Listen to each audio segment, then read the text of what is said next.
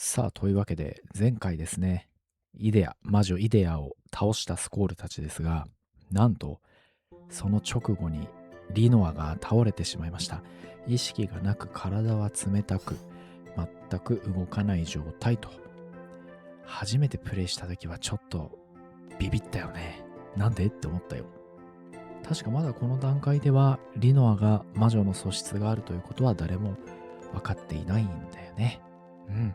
いや、今回もご視聴ありがとうございます。ファイナルファンタジー8をですね、私、プロゲーム下手おじさんこと、ハンタマが懐かしみながらプレイをしていますと。今回はシャープ21になるのかな。内容としてはですね、リノアが動かなくなってしまい、慌てているスコール、そして仲間たち、そんな状況の中ですね、今回はガーデンの中を散策したりとか、あとですね、久しぶりのラグナ会があります。ラグナ会ではですね、なんとこれ面白いですよ。サイファーのあの剣の構え方、ガンブレードの構え方のお手本になったあの方が出てきますね。あとですね、実は、皆さん大好きガーディアンフォースオーディンに会いに行ってみました。今回は散策パートっていうか、次の展開に備えて準備していくパートになるのかな。最後までご視聴よろしくお願いします。またですね、いつでも、どんなことでもコメント、そしてもしこの動画続き見たいなーって少しでも思ってくれたら高評価、ぜひぜひよろしくお願いいたします。おそらくですね、ハンタマって誰よって、思ってる方の方が多いと思います。私40代、日本に住んでおります。子供が2人いる、おじさんでございます。ただのおじさんです。ぜひぜひ、懐かしいゲームとかね、特にスクエア時代の RPG が好きでやっておりますので、チャンネル登録していただいて今後ともですね、なんとなくお酒とかお菓子とか片手にのんびり見てもらったら嬉しいかなと思います。さて、ガーデンを歩いていたらですね、泣いている女の子を発見しました。この子はですね、なんか少し前にガーデンの中を走り回ってる男の子がいたよね。なんかね、あの子がいなくなっちゃって、で、それで、その子の代わりなのって言って、なんかすごい使命感を持って何かをやってる女の子なんです。で、ちょっと自分はよくわかってないので、もし何か詳しいことをわかってる人がいたら、ぜひコメントで教えてください。あの女の子がなぜあの男の子のことをですね、すごく背負っているのか、私、おじさんはすごくなんか気になっています。さあ、図書館に参りましてですね、この三つ編みの女の子が、実はシードにすごくモテているんですね。でもこの女の子は、皆さんご存知の通り、我がパーティーゼルディンのことがですね、好きなんですね。こういうところ、ちょこちょこなんていうか学生生活とか、そういったものが垣間見えるのが、ファイナルファンタジー8のいいところだよね。さあ、ここでゼルにですね、カードをやろうよと言ってみたら、なんとできたもので、ちょっとカードバトルしてみました。僕今回チート使ってるんで、カードめちゃめちゃ持ってるんですよ。強いカード。なので、力の暴力でやってみました。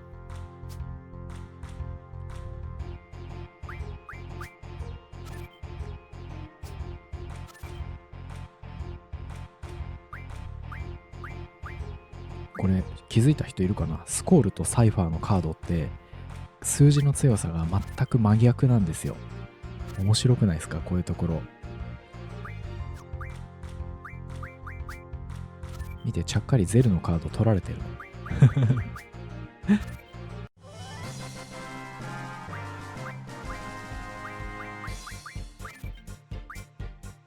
の。なんとか勝ちましたね。このカードの力の差がありながらギリギリで勝つっていうところがちょっとやばいなって思っちゃうよね。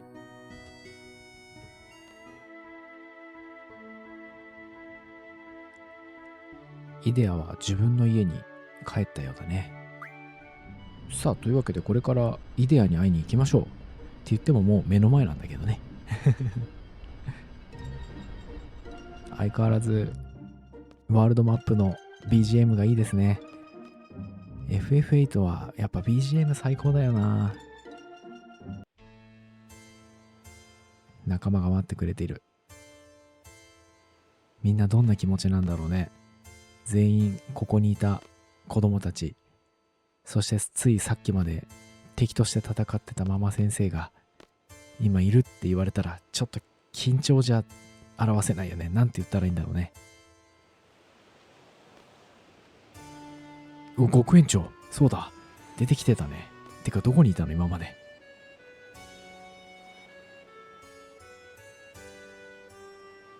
いや本当エイトのシドさんは歴代のシドさんの中で一番怪しいし、頼りがいがないというか、これでも一応学園長だからね。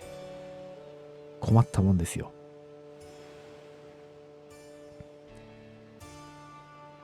でもここでやっとシドの立場も大変だったんだなってちょっと思ったりもしたな。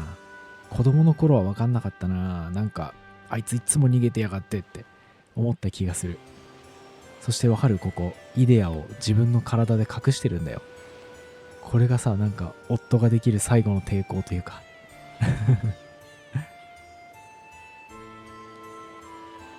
さあ、これが今まで話していたイデアはイデアじゃなかったから、本当のイデアの言葉だね。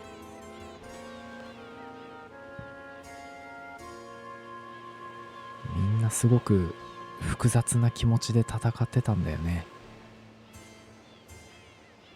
って言ってたけど、この人たちしばらく忘れてたからね。つい最近まで。ママ先生ってこと、サイファーとアーバインだけだったよね、はっきりと覚えてたのはね。っていうか、なんでサイファー覚えてんだって、すげえな。サイファーって初めからずっと覚えてたのかな。バラムガーデンだけはさ、ガーディアンフォースを積極的に使っていたんだよね、ガーデンの中でも。でもさ、それってさ、昔はよくわからなかったけど、今になってはちょっとわかるんだよね。なんでかってさ、ごめんね、カード始めちゃったなんでかってさ、イデアがさ、自分が魔女に操られた時に倒してもらうためにシードを用意したわけじゃない。シードを準備したわけでしょ。でもさ、自分がさ、ちっちゃい頃から見てきて可愛かった子供たちに、思い出の母親代わりのママ先生をさ、倒させるって考えた時に、そんな辛いことないじゃん。自分の子供たちにさ、親殺しをさせるわけだよ。だからあえてバラムガーデンはガーディアンフォースを積極的に使わせたんだと思うんだよね。思うんだよねって今頃言ってるけどさ、みんなもう知ってるでしょ。そういうことだよね、きっとね。これ賛同してくれるっていうか、みんな知ってる知ってることなんでしょ気づかなかったの俺だけでしょ。思ってたのよ。バラムガーデンってなんでガーディアンフォース使ってんだろうって。他のガーデン使ってないのにって思ってたのよ、ずっと。昔はね。でも、今思えば、いつか来る、ごめん、何今このカードの、ブラス何ですのこれ。ごめん、ちょっと今の解説してください。何ですかあれ。ドローになっちゃってるし。相変わらず圧倒的な力の差でも負けるっていう。これは困った。カードの最後のイデアの巻き返しは何だったのか教えてください。すいません。そして話は戻しますけど、そういうことでしょ。親殺しをさせるために、せめてみんなが苦しまないように昔の記憶をガーディアンフォースによってなくすことによって問題を解決させるという親心というか、でもすごく辛い親心だよね。こんなダークで深いバックストーリーがあるんだよ、このゲームは。これに気づかなかった中学校1年生の時の自分、全然面白くなかったでしょ、ストーリー。そう思ったよ。これ知っちゃったらさ、この FF8 のストーリーがすごく深くて、ましてや親になってみてプレイしてみると、下手したら泣くぞこれっていう。辛いよね。抗えないんだもんだって、イデアは。だからさ、アルテミシア許すまじって思うじゃん。絶対倒してやる。アルテミシアはもう 100% 悪だって。あいつを叩きのめせば全て終わるって意気込んでいったら、今度はアルティミシアイコールイデアじゃねえ、リノア説、リノアル説があるわけでしょ。これでまた心をえぐられるよね、プレイヤーは。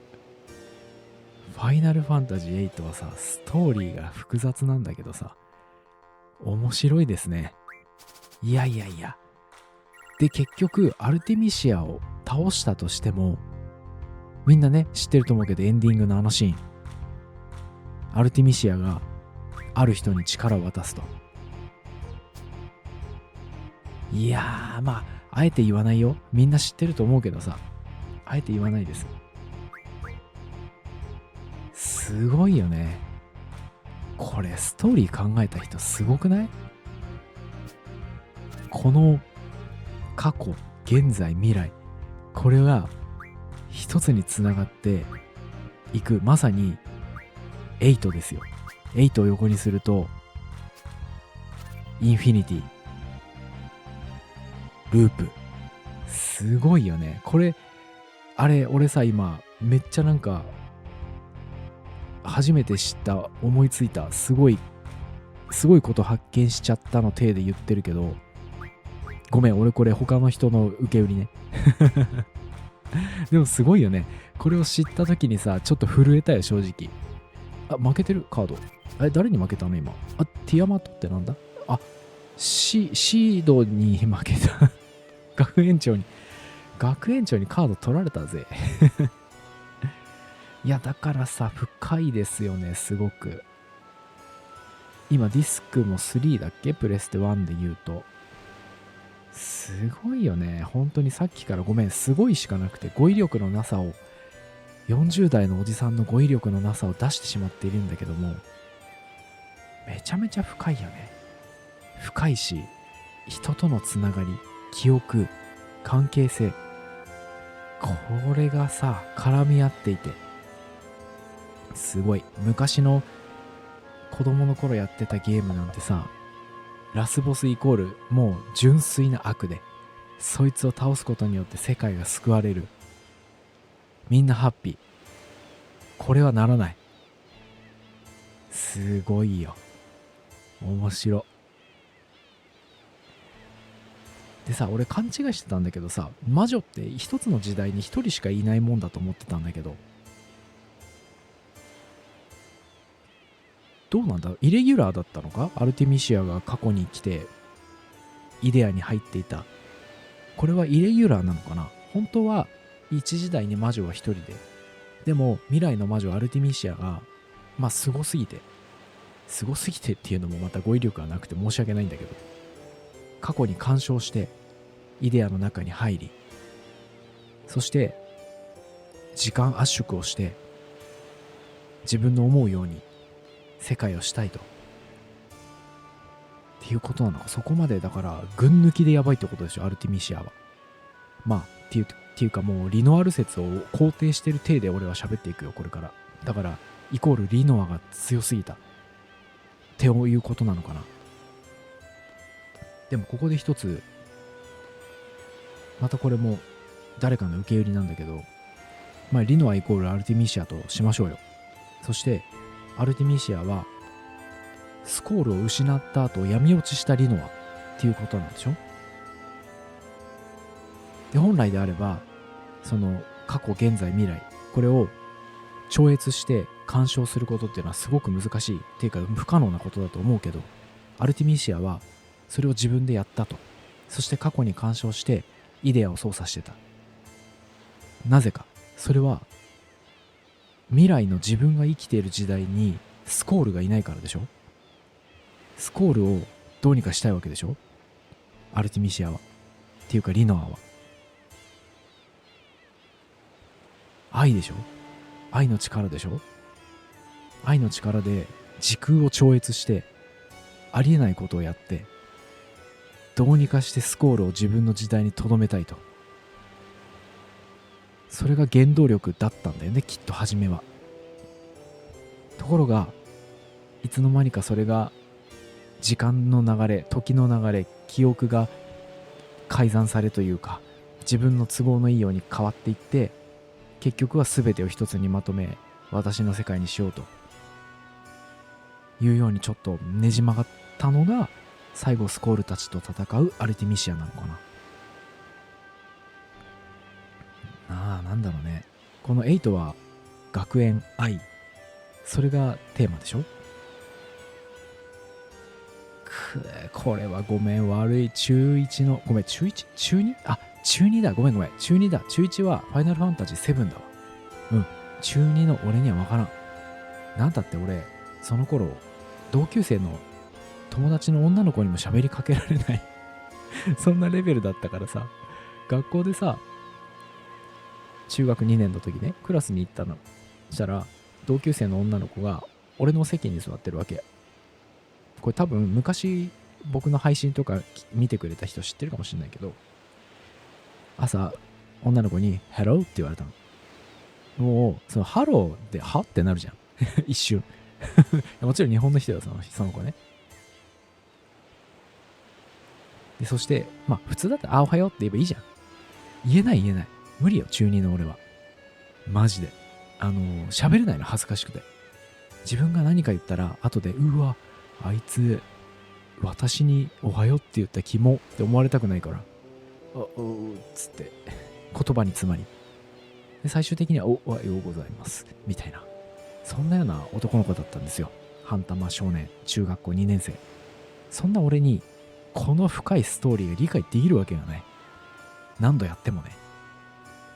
ただただ RPG、ファイナル大好きなファイナルファンタジー、そしてそれの最新作。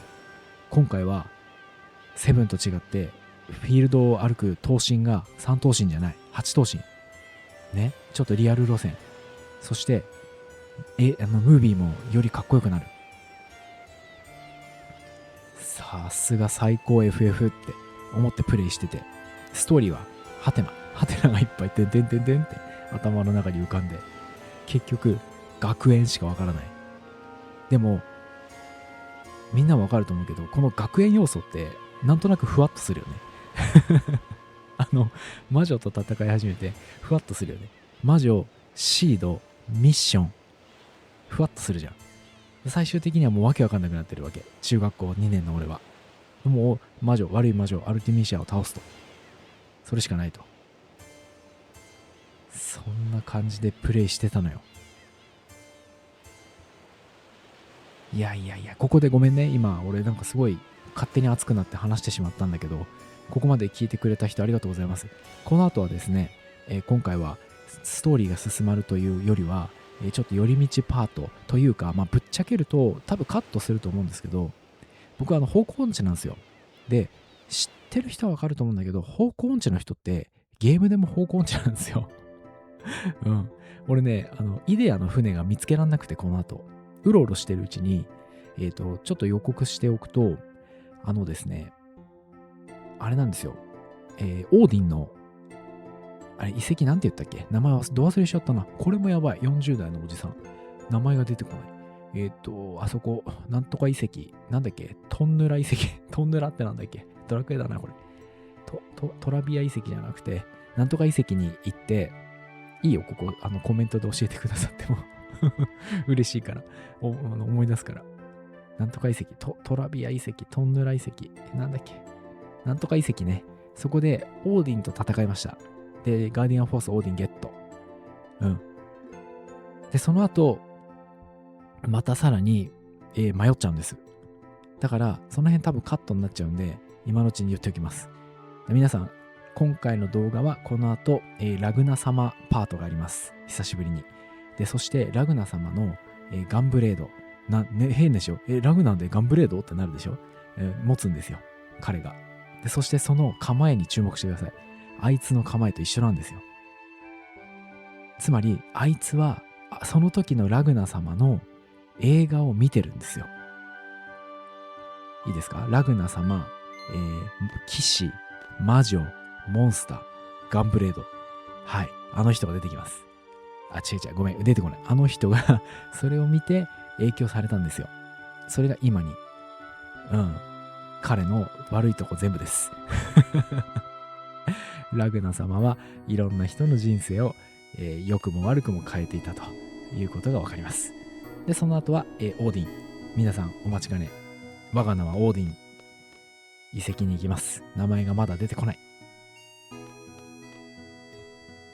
じゃあそんなわけで続き行ってみましょうか。この後もよろしくお願いします。お付き合いください。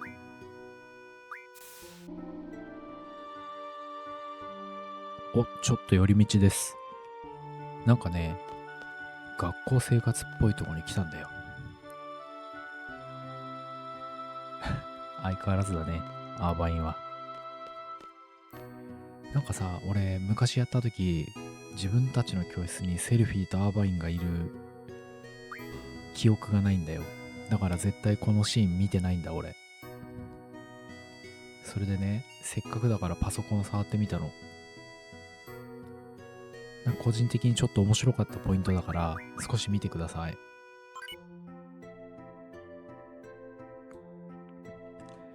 これはね、ガーデンスクエアっていういわゆる掲示板だね。いつの間にかスコールのことをみんな応援してるんだよ。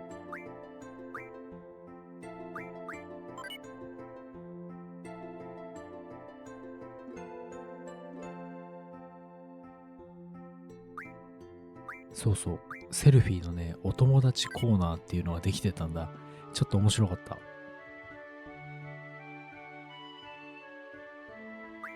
なんか、ゼルディンですって可愛いよね。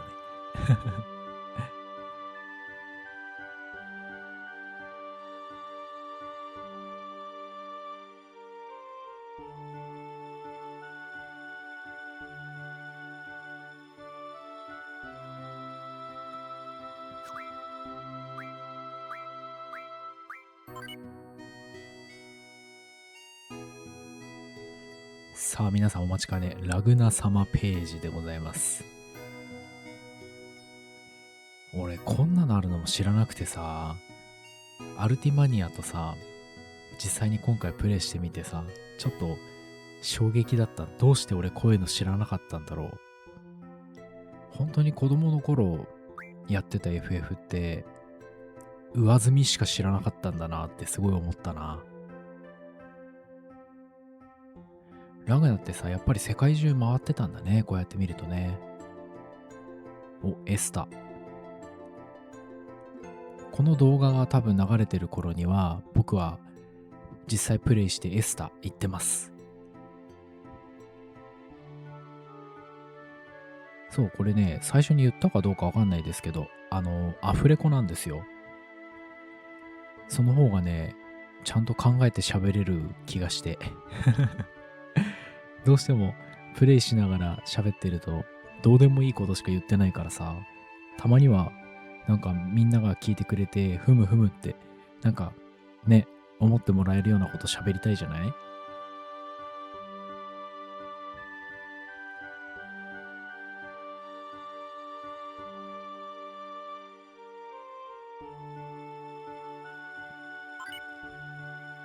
趣味族ね、後で合わせてあげよう。そう、今回まだね、行ってないんですよ、趣味族の村。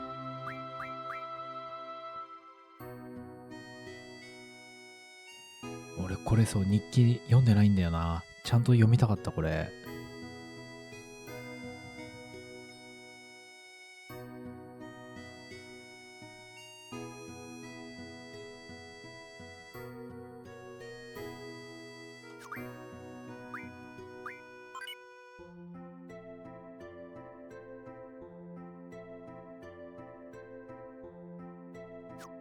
なんかこうやってちゃんと学生生活というか、年頃の若い子たちのリアルというかね、生活が垣間見れて嬉しかったな。こんなのあったんだねって。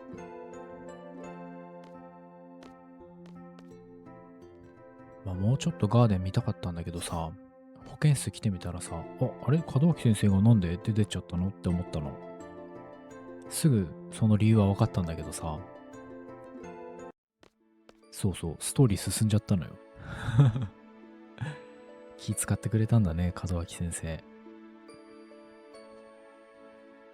リノは寝てるんだけど、体が冷たいんだってさ、仮死状態ってやつなのかね。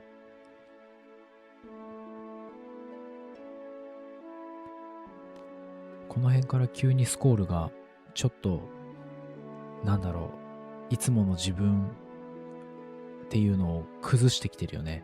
それともさ、いつもの自分っていうのがそもそも偽りの自分だったわけじゃない？だから字が出てきてるのかな。字っていうか素っていうか、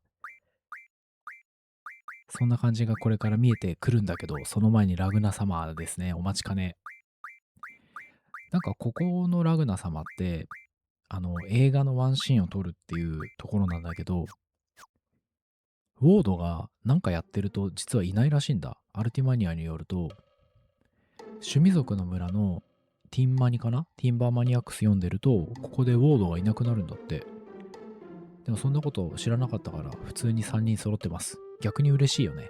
やっぱりこの3人いてくれて、3人でいた方が楽しいじゃんよ。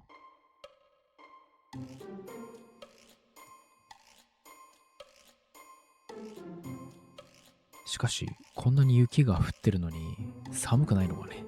この人たち、薄手だよね。ウォードなんてタンクトップだし、ラグナも半袖っていうか腕まくってるし。多分キロスは何なんだろうあれ。ヒートテックなのかな、ペタってくっついてる素材。じゃああいつが一番あったかいか。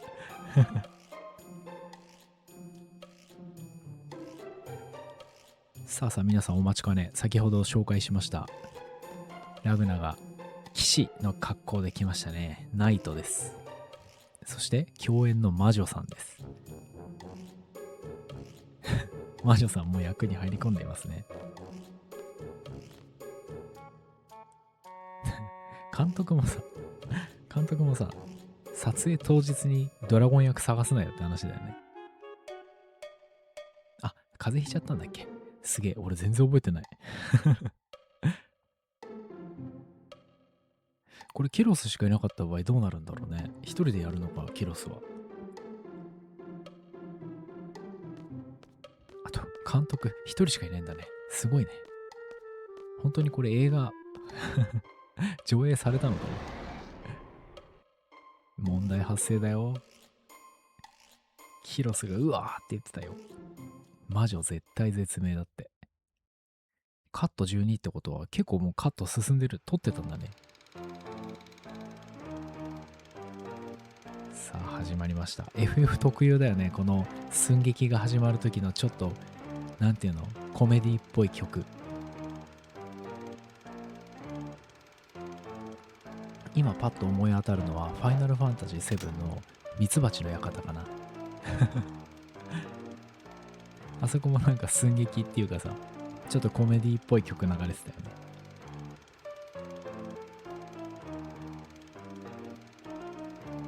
さあお待ちかね、ドラゴン登場。でこのドラゴンもすごいよね。おいドラゴンドラゴンって呼ばれたら来ちゃうんだからさ。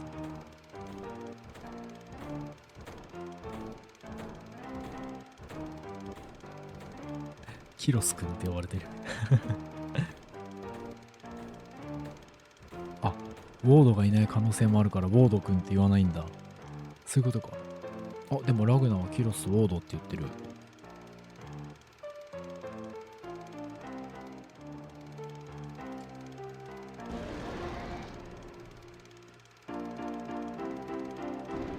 さあここ見てほしいんだ。ラグナの構え。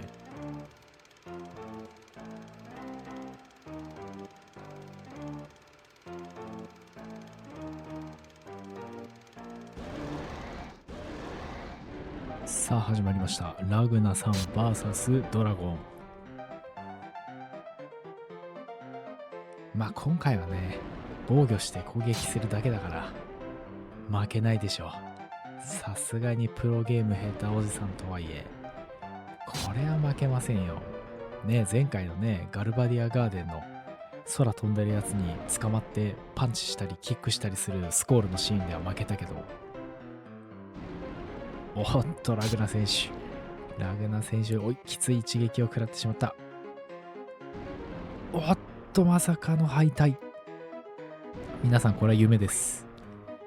見なかったことにしましょう。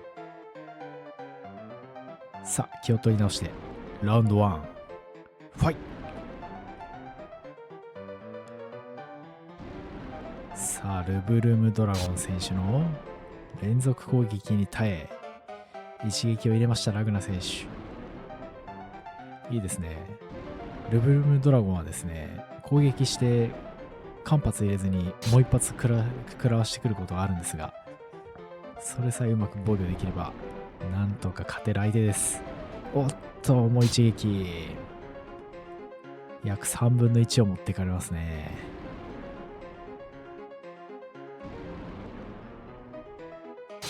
さあ、この構えに憧れた少年がいました。その少年は孤児院で育ち、仲間たちと共に悪ガキ生活を送っておりましたが、今現在はリアル魔女の騎士、その名はサイファー・アルマシー、18歳。彼もこの映画の騎士のようにガンブレードを装備し、そして全く同じ構えで、必殺技は雑魚散らし、トレードマークは金髪、それのちょんと出てる前髪です。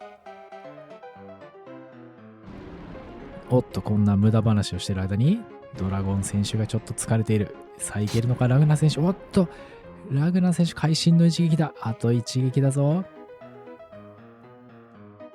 しかしドラゴンもしぶとい。なんとかラグナ選手を倒そうとし、あーっと、会心の一撃。ラグナ選手勝ちました。そして逃げる。ぶち切れているドラゴン。これはまずい。これはまずいぞ。なんと、前からもドラゴン。絶体絶命だ、これは。やばい。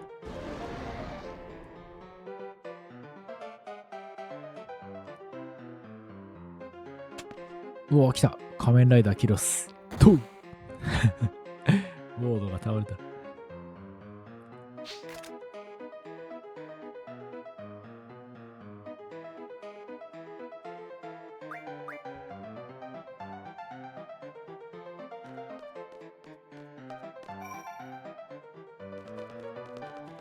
さあ、ここで一旦ですね、装備を整えて、上に行ってみたら、なんとこんなことを言われました。逃げ出したのであったって言われちゃった。じゃあ、装備も整えたし、気を取り直して、ルブルムドラゴン、倒しちゃいましょうか。行っちゃいましょう。待っててくれたんだね。ありがとう。かっこいい。BGM がかっこいいぞ。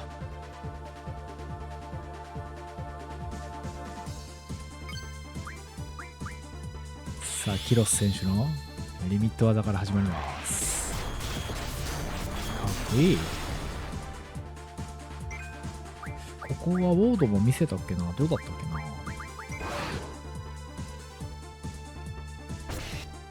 けな。痛い。ウォード謎に吸い取る。回復です。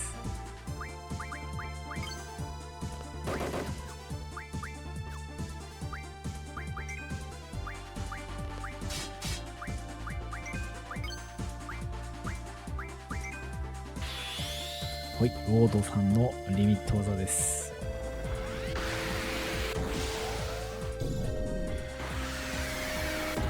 強い。倒した。い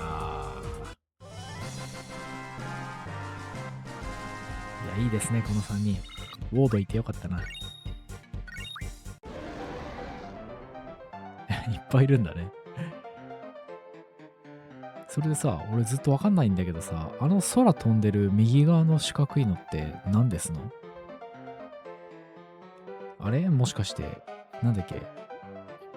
パンドラ？パンドラで合ってます？パンドラで合ってますか？ぜひコメントで教えてくださいね。ルナティックパンドラだっけ？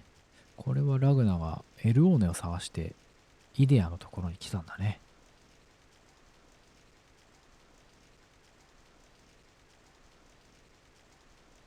この時ってスコールってもう生まれてるのかな？俺はリノアの声が聞きたい。そうか、このスコールの声はラグナも聞けるんだね。へってなったろうね。リノアっつって。レイン死んじゃうって言ってるから、もうスコール生まれてるんだ。じゃあまだスコールはあそこにいるんだね。レインのところにね。ラグナはレインと結婚してスコールが生まれたことは知ってるのかな？どうなんだろう。っていうかなんでスコールっていう名前にしたんだろうね。スコールってだってちょい強めの雨でしょ？熱帯雨林とかの突然に来る大雨のことだっけ、スコールって。なぜ？何か意味があるのか？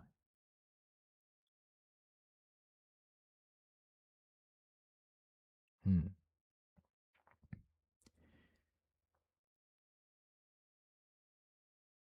もう今スコールはリノアのことしか考えられないし、それしか見えないよね。ガーデンのリーダーとしてはちょっとまずい状況ではあるけども、まあ18歳っすからね。これ下手したら初めての彼女？いや、彼女というか、初めて両思い？スコールにとっては。どうなんだろうね。これね、ごめん。出口間違えたの。俺こっちから出れると思ってた。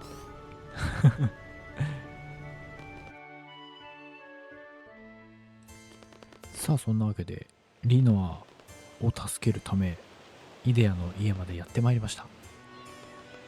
これでキーアイテム、イデアの手紙をもらったんだよね。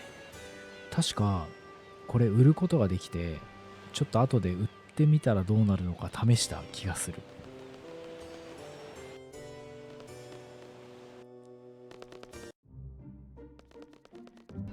じゃあこれでね、ちょっと白いシールドの船を探す旅に出るんだけど、このセントラ遺跡、オーディンがいるとこ違ったっけ？今ね、イデアンの手紙を探してるんだ、確か。あった、魔女の手紙。読めないんだよね、紹介状だけどね。う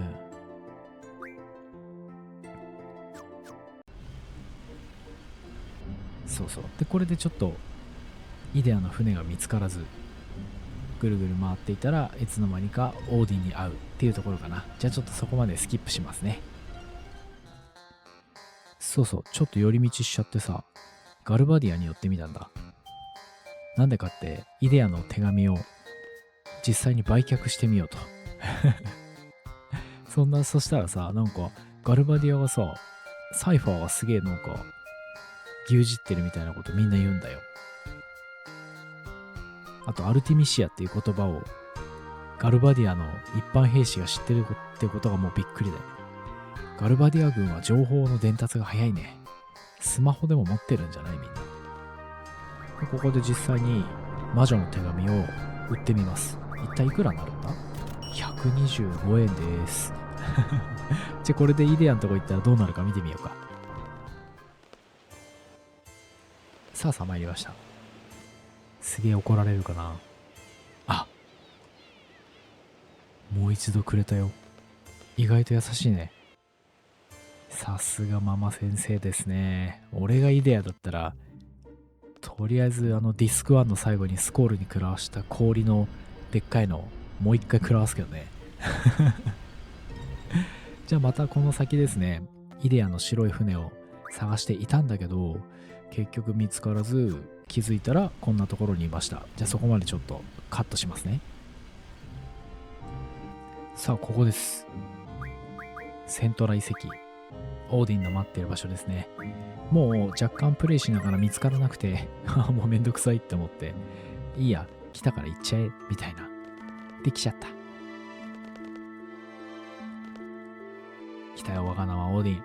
ここはね、プレステ1のファイナルファンタジー8を初期ロットをやっていた子供たちはみんなビビったよね。なんたって、俺たちのファイナルファンタジーが新聞に載る日が来たんだからね。まああまりいいことでの新聞に載ったわけじゃなかったけどね。条件って何だったっけな。なんか、この制限時間が流れてる間に、戦闘中でタイムオーバーになってやり直すを選んでしまうと、ラグナの少し後に来るラグナのシーンで進行不能になるバグみたいなやつじゃなかったっけ。それでなんかディスク交換とかスクエアやんなかったっけその時。まあもちろん今はバグは治ってるらしいけど、あの当時はめちゃめちゃビビったけど、でも確かその当時の半玉少年は全然関係なかった気がする。なんたってこのトラビア遺跡発見してなかった気がするから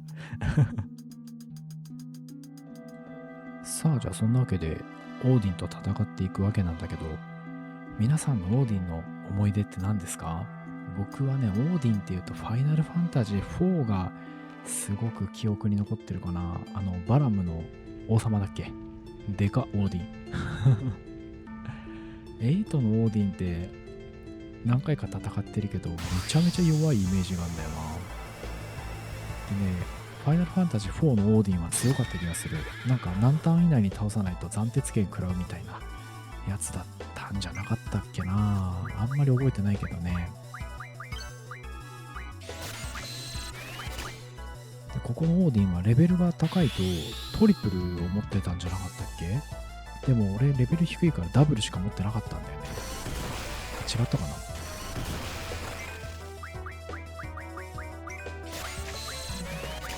あ、トリプル持ってたごめんね、うろ覚えだね。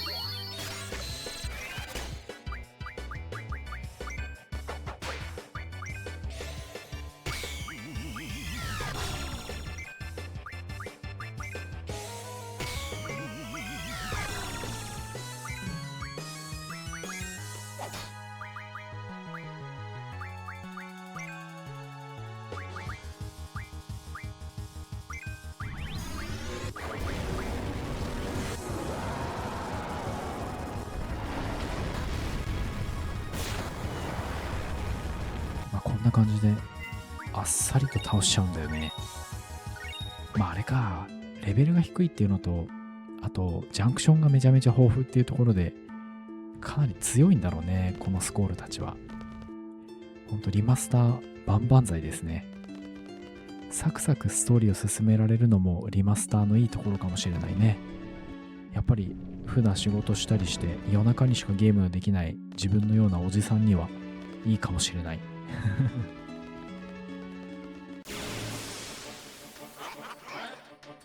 そうそう、忘れちゃいけない。ここはトンベリがいっぱい出てきてて、実はこのトンベリをね、20体とか倒した後にトンベリキングが出てくるんだよね。それもガーディアンフォースとして、倒すんだったかドローだったか忘れちゃったけど、手に入るんだよね。今回はやんなかったんだけど、まあ、いずれ裏でやっといて、皆さんにガーディアンフォーストンベリキングお見せしようと思います。その時まで乞うご期待ってことで。はい。というわけで今回もご視聴いただきましてありがとうございます。次回はついにスコールたちはエスタへ到着しますと。物語が一気に革新へと。そしてラグナとは、スコールとの関係とはいつわかるんでしょうね。リノアはいつ起きるか楽しみです。というわけで、この動画が少しでも気になってくださったらよろしければ高評価、そしてコメント、チャンネル登録していただけると大変嬉しいです。では私、プロゲーム下手おじさんことハンタマでした。また次回もよろしくお願いいたします。では失礼いたします。